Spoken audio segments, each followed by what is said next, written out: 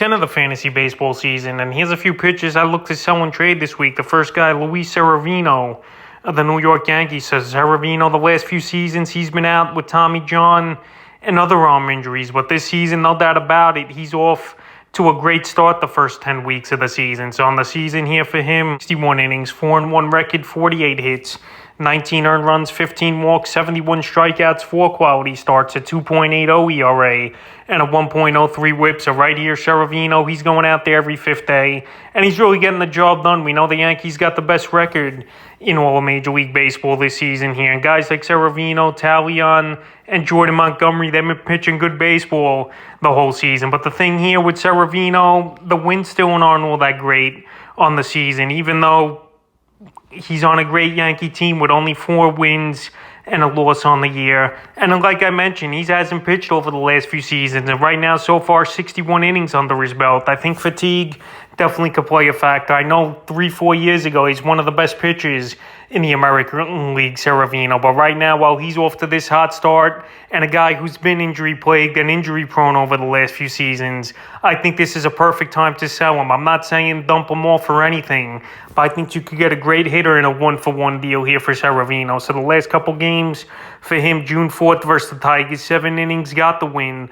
A hit, no runs, a walk, 10 Ks, a quality start. And then June 10th versus the Cubs, 6 innings, no decisions, 7 hits, a run, a walk, 10 Ks, and a quality start in that one. So the last 2 outings, 20 strikeouts in that time. And he's really taken advantage of a couple bad teams here, but he obviously plays in a tough American League East with obviously Tampa Bay pretty decent hitting. We know Toronto's got great hitting, and the Boston Red Sox. So right now, while the schedule will get tougher for Cerravino, and the numbers are already great this year, and he still only has 4 wins, and plus with the innings on his arm where he hasn't pitched much at all in the last 2 seasons before this year. He's definitely a guy I would look to flip and sell high this week. The next guy is Ross Stripling of the Toronto Blue Jays. So Stripling, he's come out of nowhere over the last few games here. And we know he's been a journeyman in his career, in between starting and bullpen throughout his career with the few teams he's been on. On the season, 43 innings, 3-1 record, a save,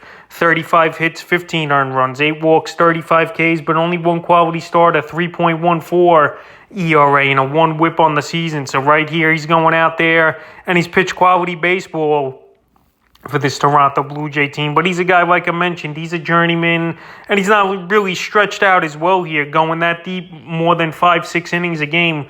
June 6th at the Royals, 5 innings, got the win. A hit, no runs, 2 Ks in that one. June 12th at Detroit, 6 innings, got the win. A hit, no runs, 4 Ks. So right here, another and a quality start. So another guy here with 2 easy matchups at Detroit and the Kansas City Royals over the last couple outings. But now he's got a tough one, June 17th versus New York Yankees, which obviously this Yankee team is on a tear with over 40 wins already this season here. So right now, while Stripling is pitching good baseball, I don't think you could get a lot for him, but I think you could get a closer if you want in a deal, or a decent hitter for the back end of your bench or at the utility spot, because no way in that tough American League East.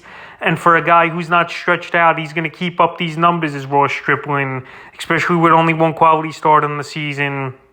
And especially with giving up no runs in the last 13 2/3, it's definitely not going to stand, in my opinion. The next guy is Diego Castillo of the Seattle Mariners. So Diego Castillo, it's been a bad year overall for him.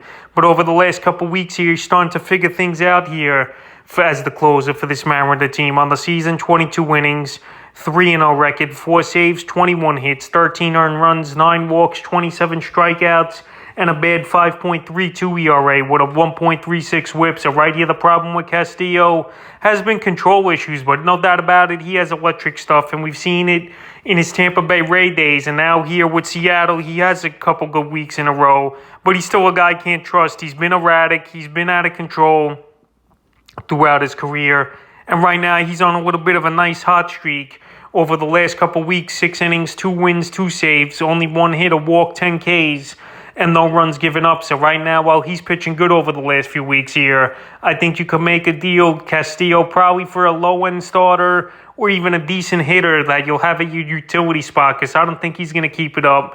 And I don't know when it's all said and done this season if he'll be the closer for this Seattle Mariners team. So right now, while he's getting saves and pitching good here is Castillo. It's a perfect time to sell him high this week. The next guy is Jordan Montgomery of the New York Yankees. So Montgomery, he's been a pretty solid pitcher for the Yankees the last couple seasons, but this year here, he's on a new level. 6 2/3, 2-1 record, 55 hits, 20 earned runs, 10 walks, 51 Ks, and 6 quality starts. So right here, I know he's got a 2.70 ERA and an 0.98 whip in a tough American League East, but I don't think it's going to hold up for Montgomery as well here. I know last season he was a bulldog for this team, pitching 157 innings, even though, in my opinion, it's still not a lot, but nowadays that's a big number for pitches at those standards with innings like that. So Montgomery here, he's on a great Yankee team, no doubt about it, and he's been pitching lights out as well over the last couple weeks. 20 1/3, 2-0 record, 14 hits, only 3 runs in the time, 2 walks, 14 Ks, 3 quality starts. But here where Montgomery is, the quality starts aren't great that season. His wins even aren't that great with a 40-plus win team already, only 2-1 on the season. And like I mentioned, he's going to start versing these tougher teams. And he's not striking out a lot of guys either. Teams are putting the ball in play, 51 Ks in 66 innings. So they're putting the ball in play, and they might start finding the holes, or the ball might start carrying as well as the weather keeps heating up here in the summer months. So the last few outings for Montgomery, May 31st versus the Angels, 7 innings, got the win, 4 hits, a run, a walk, 4 Ks, a quality start. June 5th versus Detroit, 6 1/3, no decision, 5 hits, 2 runs, a walk, 5 Ks, quality start. And June 11th versus the Cubs, 7 innings, got the win, 5 hits, no runs, and 5 Ks with the quality start. So the last few outings have been cupcake matchups here for Montgomery. So off that alone, you could sell him high. And off that alone is why the numbers have been great over the last month of the season. But now he's got a tough matchup as well, June 17th at Toronto. So right here, I don't think his ERA stays under a 3. So right now, while he's at peak value, he's definitely a pitcher I would sell high this week. And the final pitcher I'd look to sell and trade this week's Joe Musgrove of the San Diego Padres. I mentioned Musgrove last week as a guy to sell high, and I'm going to mention it again. This guy's at peak value, and he's the best pitcher in fantasy baseball. So on the season, 72 innings, 7-0 record, 51 hits, 12 earned runs, 16 walks, 72 strikeouts, already 11 quality starts, which is out of control, especially nowadays here where pitchers don't really go more than 6 innings for Joe Musgrove. 5.0 ERA and an 0.93 whip. So right here, his numbers are incredible. Strikeout an inning, 1.5 ERA in a tough division with the Giants and Dodgers.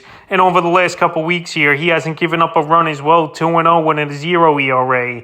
And even to go further, 33 innings in the last month. 3-0 record with an 0.82 ERA. So right now, teams are not getting to him. Teams are not hitting him. And I think you could get a great starting pitcher and a great hitter in a deal here for Musgrove. There's a few games here for Musgrove. May 28th versus Pittsburgh. 6 innings in that one. 6 hits, a run, 2 walks, 7 Ks, a quality start. June 3rd at the Brewers, 8 innings, got the win. A hit, no runs, 3 walks, 6 Ks, a quality start. And June 10th versus the Rockies, 6 innings, got the win, 4 hits, no runs, 2 walks, 8 Ks, a quality start. So the only way I'd sell Musgrove, if obviously I'm going to get a premium price, like I mentioned, either a solid hitter and a solid pitcher, because right now he's ranked number 6 on the season, and his numbers from here can't get any better in my opinion, especially in a tough division, and especially with a Padre team that's been up and down so far this season in terms of run support for this pitchers. So that's a few pitchers I look to sell here and trade in Week 10 of the fantasy baseball season.